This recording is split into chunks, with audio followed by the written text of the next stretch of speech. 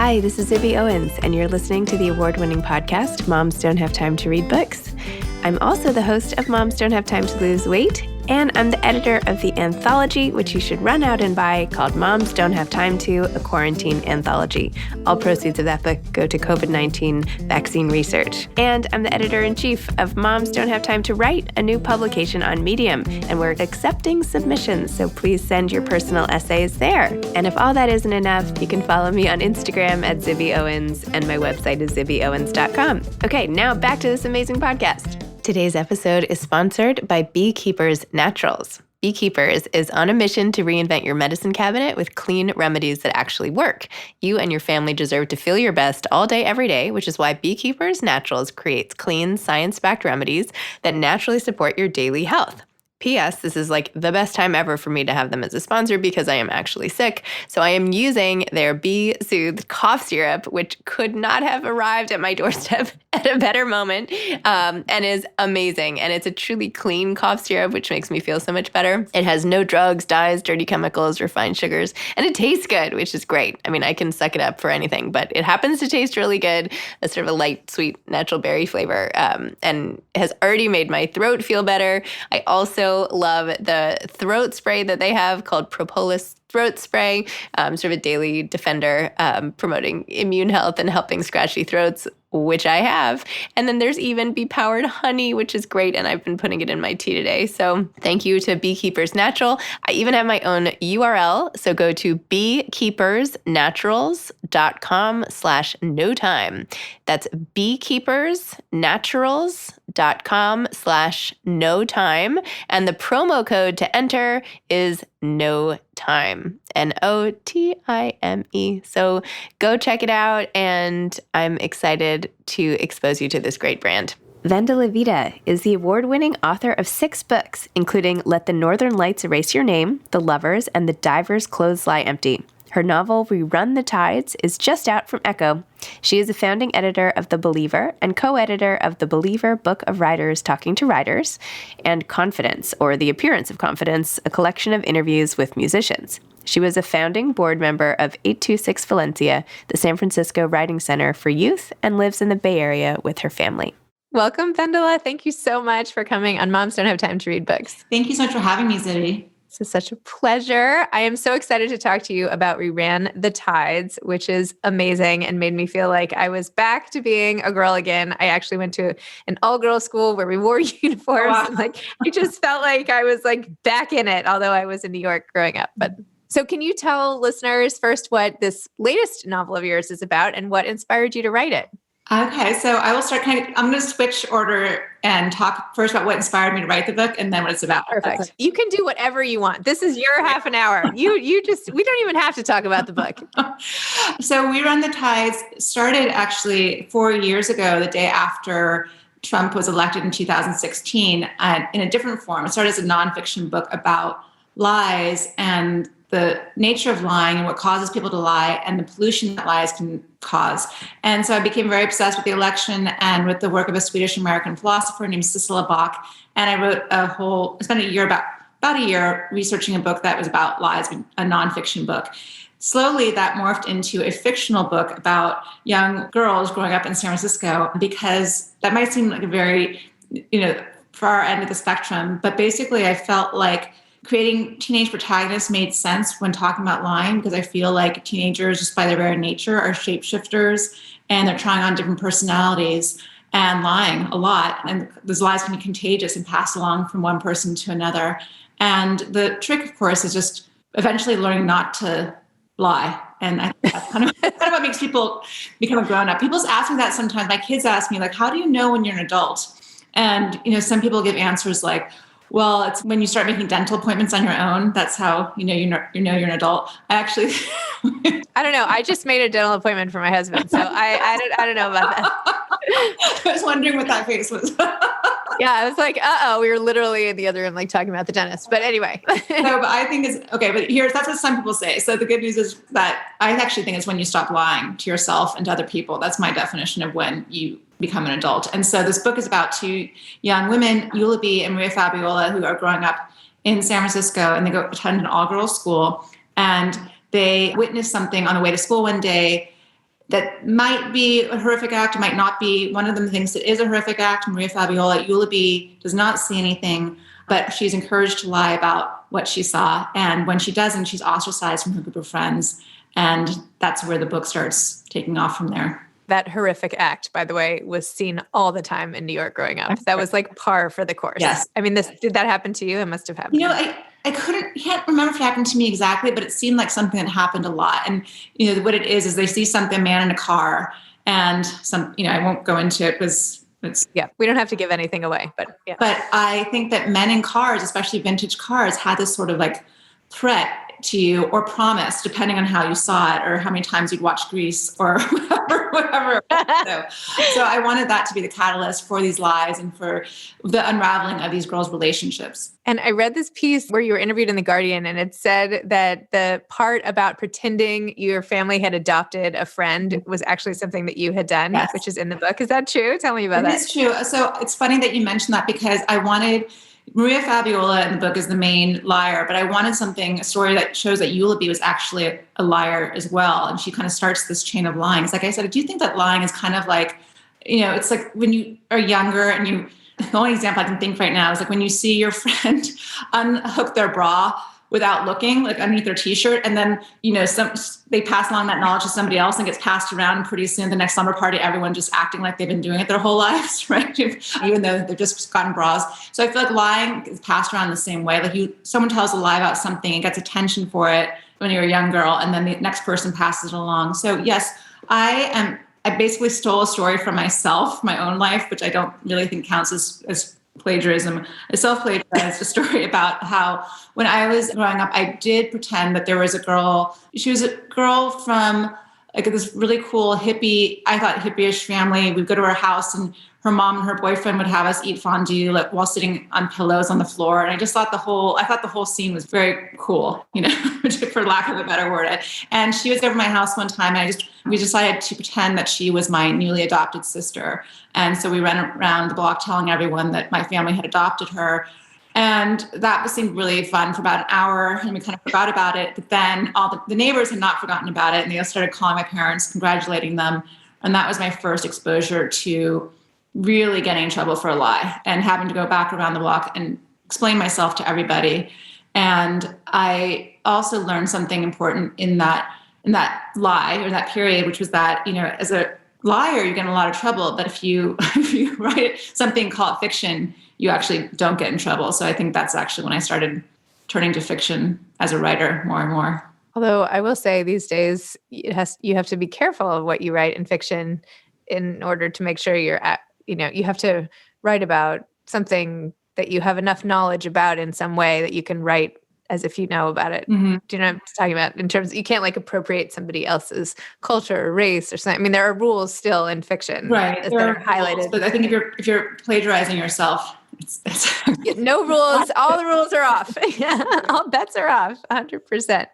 Oh my gosh. Well, for Maria Fabiola, another thing that was interesting in the book is like what happens with so many groups of friends. She develops earlier than other people. She becomes this great beauty, everybody. And you have this great passage where the mom, like one of the moms, I think Jill's mom, one of the moms takes a picture of the three of them on the doorstep and says like, "Ma, you guys are getting beautiful."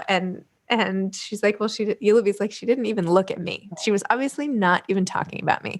And it's also like, so what happens to a friend group as you start the same way and then time takes you off in different directions? It's like the beginning of the splintering of so many reasons. So I love how you capture that. So I don't know, tell me a little about that and how like friendships tend to fracture. Yeah, that was kind of, I have to say that was a fun character to invent. Maria Fabiola doesn't exist in my life and didn't exist in my childhood, but I feel like we've all had Maria Fabiolas in our lives, people who just somehow become like fabulous in front of our eyes. We're watching them through someone else's eyes and we're like, oh my gosh, this person is fabulous. So she was someone I had a lot of fun creating. And I just liked the idea too, because when you are, everyone goes through an awkward period, obviously, when you're younger, but when you see someone actually emerge from the awkwardness before everyone else does, it's kind of incredible to witness, right? And I think that obviously I have a teenager now, I have a teenage daughter, and just seeing her see her friends go through that too is also really interesting. And even as a mother, seeing these girls who've grown up, seeing which ones are suddenly now like 6 feet tall, and it's really kind of amazing, for lack of a better word. It makes you feel really old, but it's also kind of incredible. So that is how I came up with Maria Fabiola's character. And I do think there's something about her beauty that I wanted to think about too. And just especially because they're going to an all-girls school. And I wanted to talk about the male gaze a lot in terms of both what they're taught in school. They're taught a lot of books about they're basically taught how to look at themselves through a man's eyes, in whatever way that might be, even in more subconscious ways, by the text that they're assigned and the way they're graded on the books that they're assigned. And I made up a character called Mr. London, who's a young teacher. He's really too young to be teaching at the school because there's not enough of an age difference. And so all the girls secretly kind of are, confused. They're just confused about him.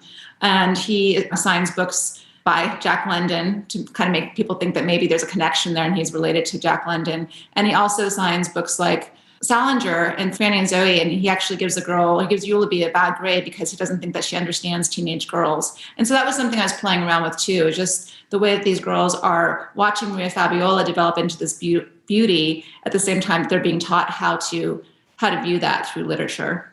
I love that whole scene where the teacher's like, well, you're in trouble. You have to like Franny and Zoe. It's like a work, it's a masterpiece. You have to like, she's I kind of lost interest. Wasn't my thing. He's like, you can't say that. Anyway, that was pretty funny. So tell me about how you've been writing forever. You got an MFA. You have been writing multiple novels, keep like all different life stages, a lot about women, from widows to young girls. Tell me about how you come up with all of your ideas, or like how you approach projects. Like, when do you know a new one is coming? How often do you write new books? Like, what is your schedule like? Like, how do you think about books as they go along your life with you? Such a great question, Zibby. I wish I had a format or a formula to be able to produce books more often. But this one took me about 4 years, in part because I started with this being a nonfiction book about lies. But I also feel like with every book I write, there's a book that I didn't write, or like started off a different direction. I had to abandon it, and it gave birth to the new one. So I probably write a book every 3 or 4 years, but it doesn't mean I've just been working on that book. I've probably been working on the earlier incarnation that got buried along the way. And it all starts with just when you have an idea you can't get rid of. I feel like you have to really be in love with something before you start writing it, because you're going to spend so much more time with that idea than you ever thought possible. Like you're just gonna. It's like you can't just have a crush on something. You have to be like in love with this idea and want to explore every facet of it. And so, for example, I have a new idea for a book now. I'm starting to research it by reading books that are, I want to take place over the course of a weekend. So I'm reading a lot of books that take place over the course of a night, like a book by Haruki Murakami, or books that take place over a weekend, like Peter Cameron's The Weekend, which was a book I read 20 years ago and really, really remember enjoying. And I also, Virginia Woolf's novels that takes place in the day, To the Lighthouse. No, sorry, Mrs. Dalloway. It takes place in the course of a day. And so I'm circling this idea. Whether it will actually end up happening, I don't know, but that's what I'm doing right now, is I'm working on this idea of a book that takes place in a condensed period of time, because I've never done that before. And there's something fun about trying something new with every book. Joanna Hirshon wrote a book called Saint Evo, and that takes place over a weekend. Oh, I love Joanna Hirshon. I'll have to read that book. I saw that came out. Yeah, I used to know her. It was really good. A long time ago in New York. Great. Yeah. Thank you. No problem. Let me know what your next book idea is. I'll give you some research tips. Let me use this knowledge for something. It's like useless knowledge in my head of all these books. No, not useless, but I'm kidding. And what is it like? So you're married to a fellow author who, by the way, Dave Eggers is going to be on my podcast like in 2 weeks. I don't know if really? you talked about that or not, but anyway, for his children's book.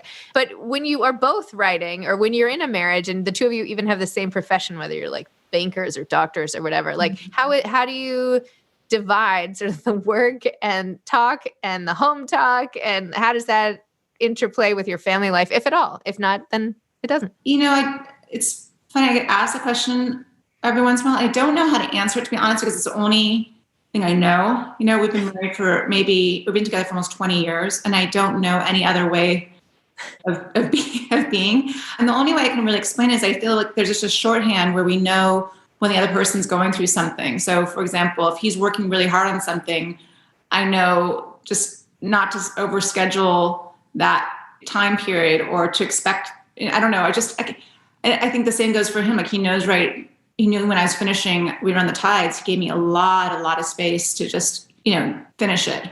Like I didn't have to do anything around the house for a long time. And I didn't have to ask. It just was like, it was just an unspoken agreement that I would be able to stay at an office where I was working. And it's just unspoken, I guess. So that's why I'm having a hard time articulating how that agreement works, because I think a lot of it comes from just understanding and having empathy for what the other person's going through and not having to talk it through.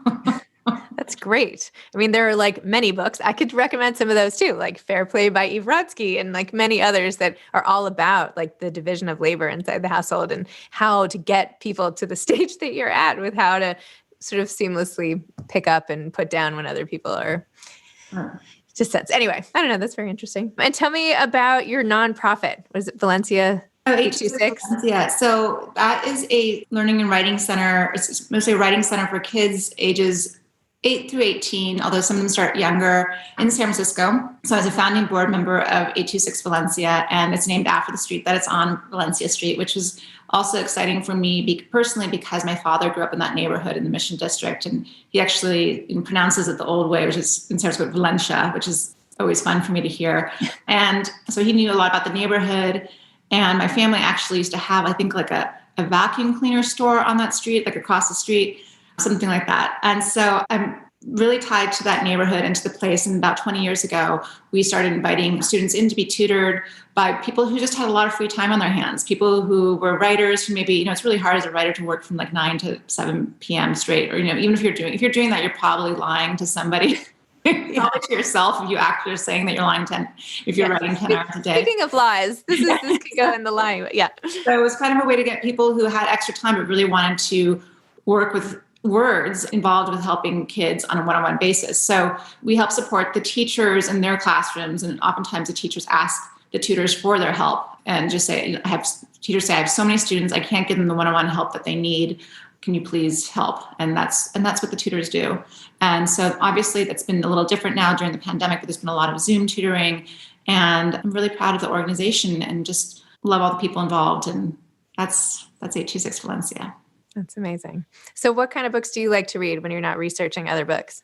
I'm not researching other books. Well, it's funny you asked that, because I was thinking how much my reading habits have changed in the last year with the pandemic. I used to almost always exclusively gravitate towards books set in other countries. I used to love writing books. I still love writing books set in other countries, but this last one, We Run the Tides, is one of the first books I've written that's set exclusively in the United States. But during the pandemic, I turned a lot to mysteries and thrillers, for example. I think in part because I just wanted an answer. I wanted to get to the end and have a solution and have a big finale at the end and know that the mystery had been solved and the book was over. And so I read a lot of books that were recommended by Sarah Lyle in the New York Times. And basically, every time she had a column, I would just buy all the books on her crime and thriller list and read them all. One of the best ones I read was A Beautiful Crime by Christopher Bolin. I really love that book, set in Venice.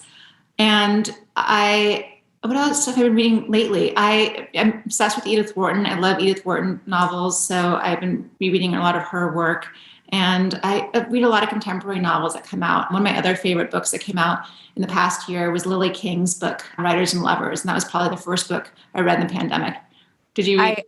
I loved that book so much. That is the book I stayed up until 2 a.m. to finish. Loved. And I had her on my podcast, and she came to my book club. And anyway, I love her. Yeah. She's writing for my next anthology. But yes, one of my best of the year, I would say. One of the best books that came out this year. I just loved it. I read it in March, right when the pandemic was hitting, and it really I feel like it was a catharsis for me too. I laughed a lot. I cried a lot.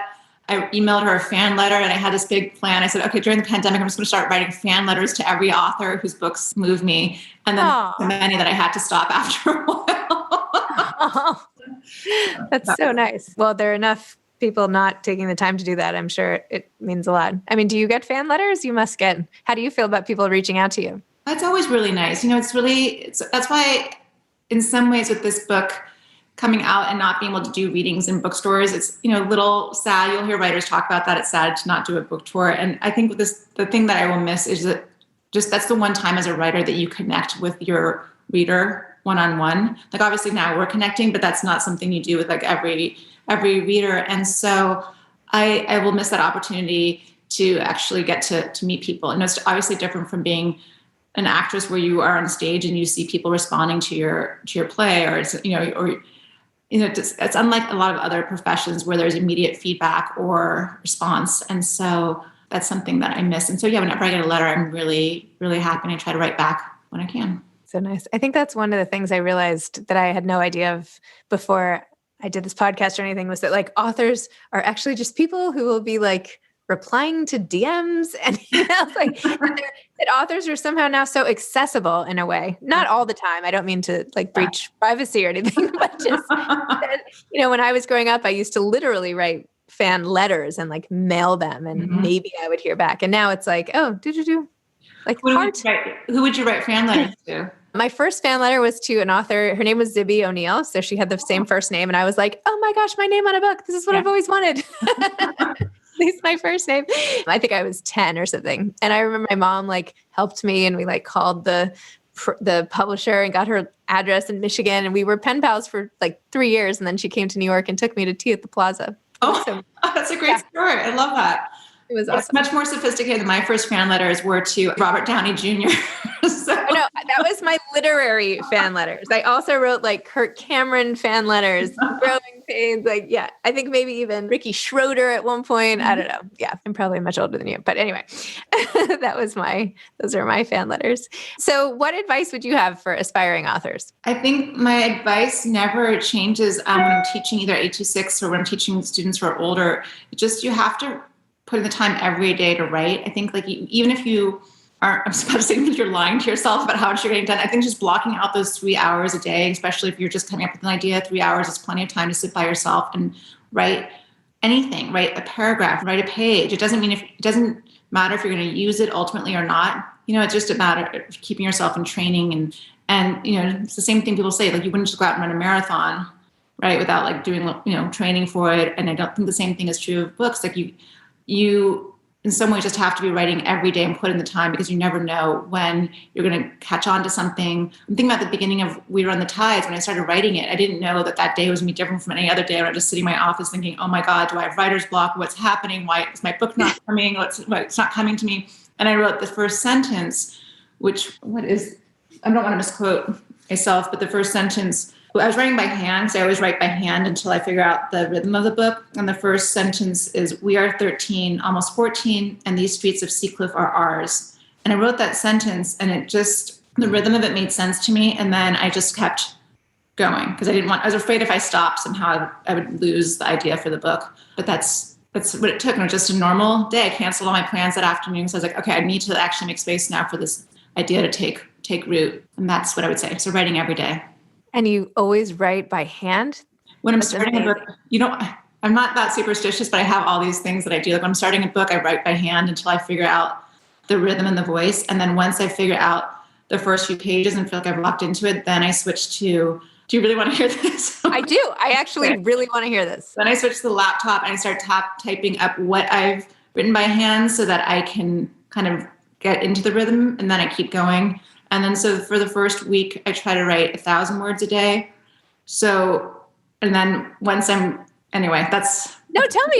Once I do 500 words a day. And then as I get further into it, I write 1,000 words a day. And again, it doesn't mean that those words are going to stay, because clearly my books are not, they're not that long. If I kept all the words I've written, my books would be a lot longer, but I'm a big sculptor afterwards. I just go through and take out all the extra words. Wow. It's really interesting. And see, I almost missed that little tidbit. That was great.